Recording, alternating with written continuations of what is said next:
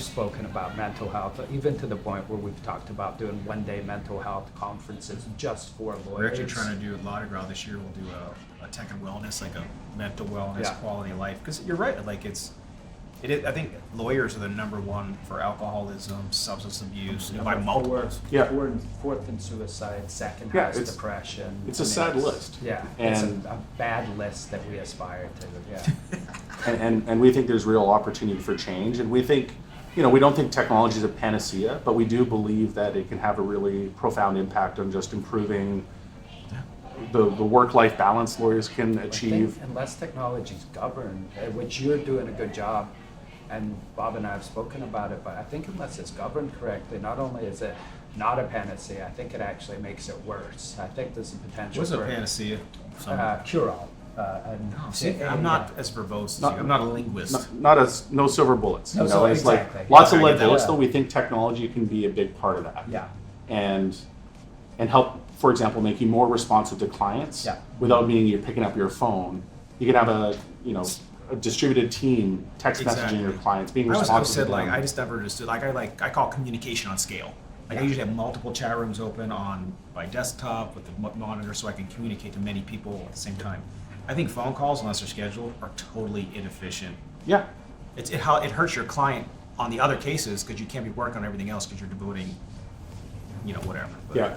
I'll get off my soapbox. And what we've tried to do with CleoCon too is just bring perspectives that are surprising and new to lawyers. One of the first CleoCons we had Gary Vaynerchuk speak sorry. here. You guys probably know Gary. Yeah, It's Gary V. And it was amazing because I know I've hit the bar for the keynote speaker, right? When almost nobody had heard of Gary V in the audience. Like not a well-known guy to the legal community in general. Like guys, we're not early That's adopters. true. guys like you, Yeah. yes, but the vast majority of the audience never heard of him. Yeah. By the end of his talk, like everyone's like, "Who is this fucking guy? Yeah. He's amazing, and I'm going to sign up for every channel he publishes content on." Well, business, these things, ideas, they transcend. They different transcend. industries, but He- we're so he stuck talk- in our legal space. He talked We about are. building a brand, Yeah. exactly what you're talking about, Charlie. Building a personal brand, building a brand for your law firm, being authentic, being yourself. Yeah. All these concepts that lawyers kind of realize are inherently true and valid, but against a lot of what they were taught about by their peers and maybe even their mentors. We're told in law school when you start that first job, you can't do this stuff. It Yeah, makes you you look can't. bad. You can't Be a look that way. professional. Yeah, exactly. And everyone's walking around with this persona of what they think being a lawyer is. Yeah. And Gary Vee did a great job of busting that. We had 2 years ago Seth Godin talk Yeah. about marketing. One of the lines he gave that was amazing was he talked about becoming an expert in your space. Even if it's a vanishingly small slice of the law, you can probably build a really great business there. And he said nobody woke up in the morning with a billable hour problem.